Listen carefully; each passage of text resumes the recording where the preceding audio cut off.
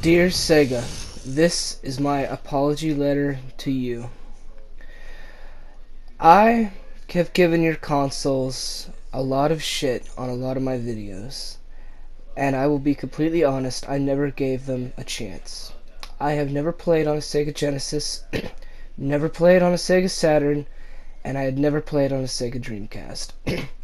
I also had not very well researched your company, what you've stood for, why you've gotten into what you've gone into, and why you've made some of the choices you've made.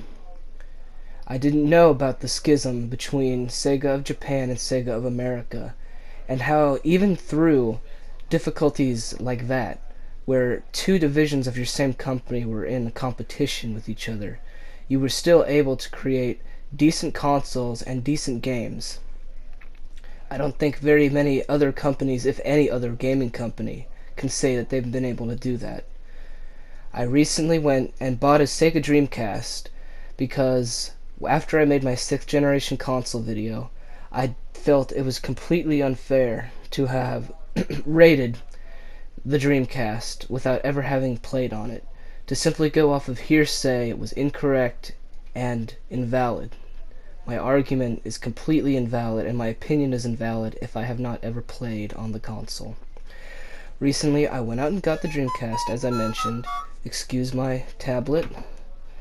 And I was very, very blown away. I got Sonic Adventure, which is not the greatest game I've ever played, but there's something very endearing about the Dreamcast that I can't put my finger on. Even though the controller feels really flimsy and the console doesn't seem to have a lot of flair, I can feel passion coming from it. I can't explain it, but I feel like it was developed by a developer who cared. I put a CD in it. Little did I realize the Dreamcast does have a CD capability. In fact, if you put any CD into the console that has audio files, it will tell you, even though you can't play the audio files from the game, it will tell you exactly how many hours of musical content is on the disc, which is very impressive to me. I didn't know that they could do that.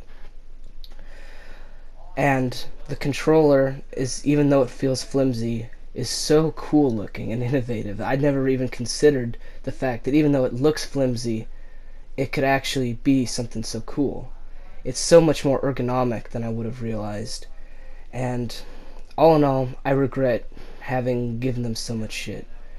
I don't know if I would say that they're any better on my list. They would still come in 4th place. But I withdraw my statement of hashtag fuck the Dreamcast and reinstate it with hashtag the Dreamcast will live on. That is all I wanted to say. I wanted to apologize for Sega. I also learned about the Sega Saturn and a lot of the issues it came into, and of course why it obviously failed.